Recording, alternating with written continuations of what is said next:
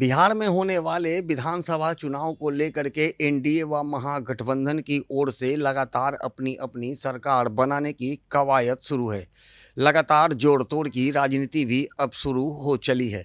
बता दें कि चाहे एनडीए हो या फिर महागठबंधन, इन तमाम महागठबंधनों की नज़र अब चिराग पासवान पे पड़ी है। बता दें कि पिछले कई दिनों से चिराग पासवान एक बड़ा बयान देने के बाद चर्चा का विषय बन चुके हैं। बता दें कि पिछले दिनों चिराग पासवान ने अब केंद्र की राजनीति छोड़ बिहार की राजनीति करने की बात कही थी। उन्होंने कहा था वो बिहार का सेवा करना चाहते हैं, जिसके बाद से अब तमाम जो राजनीतिक दल हैं उनमें हलचल तेज हो चुकी है।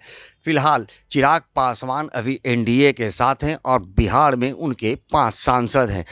हालांकि उनके इस बयान के बाद एनडीए खेमे में भी अब हड़कंप मच चुका है, क्योंकि 243 सीटों पर विधानसभा का चुनाव होना है और ऐसे में जो सूत्रों का कहना है कि चिराग पासवान 35 से 40 सीटों की मांग कर रहे हैं।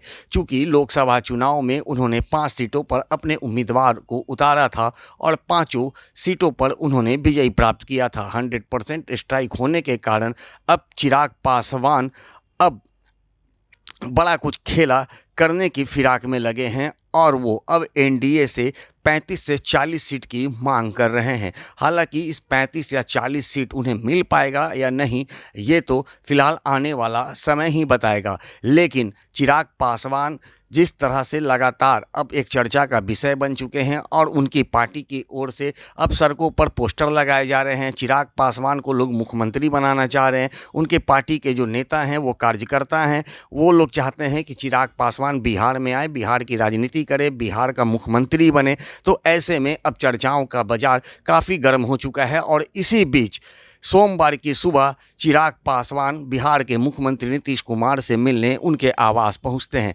हालांकि उनके इस मुलाकात को लोग राजनीति रूप से देख रही है और लोग मान रहे हैं कि यह मुलाकात विधानसभा चुनाव को लेकर के किया गया है, चूँकि सीट शेयरिंग की बात भी की जा सकती है। हालांकि इस तमाम मुद्दे पर फिलहाल कुछ भी कहना जल्दबाजी होगा, चूँकि उनका गठबंधन बीजेपी के साथ है, नीतीश कुमार के साथ नहीं है, जिसके कारण वो अगर सीट शेयरिंग की भी बात अगर करते हैं तो उन्हें बीजेपी से करना होगा, जेडीयू से नहीं। लेकिन फिलहाल जो मामला सामने निकल करके आ रहा है कि अक्सर देखा जाता है कि चिराग पासवान मीडिया फ्री माने जाते हैं और वो कभी भी कहीं भी आते हैं और जाते हैं तो मीडिया से ज़रूर बातें करते हैं।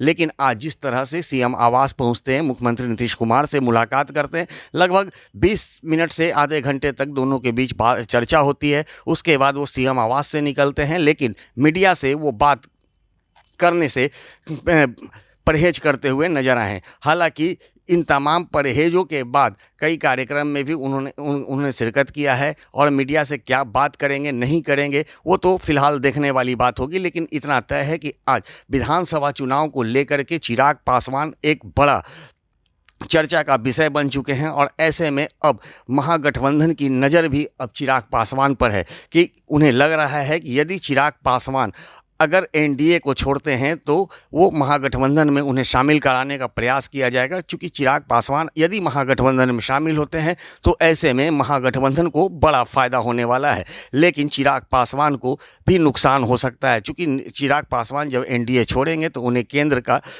जो मंत्री पद है उन्हें छोड़ना होगा।